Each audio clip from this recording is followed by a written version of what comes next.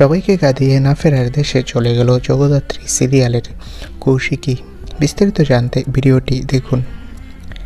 টিআরপিতে record করেছে জি Bangla mega ধারাবাহিক পরিণীতা। পরপর 6 বার ছক্কা গেল এই মেগা। 7.9 রেটিং পেয়ে টিআরপির প্রথম স্থান দখল করল উদয় ঔশানীর জুটি। চলতি সপ্তাহে দারুণ ফল করল জগদ্ধাত্রী। গীতা এলএলবিকে হারিয়ে তৃতীয় স্থান দখল করে নিল এই মেগা। অন্যদিকে 8ম স্থানে উঠে এসেছে আদ্রিত রায়ের মিত্তির বাড়ি ধারাবাহিক। তবে সোশ্যাল মিডিয়ায় একটি খবর ভাইরাল হয়েছে। জগদ্ধাত্রীর কৌশিকী মানে অভিনেত্রী রূপসা নাকি সবাইকে কাঁদিয়ে না ফেরার দেশে চলে গেছে। তিনি নাকি আর নেই। সত্যি কি অভিনেত্রী রূপসা মারা গিয়েছে? বন্ধুরা, আমরা খোঁজ নিয়ে জানতে পেরেছি সামনেই সিরিয়ালে তার চরিত্রটি মারা যাবে।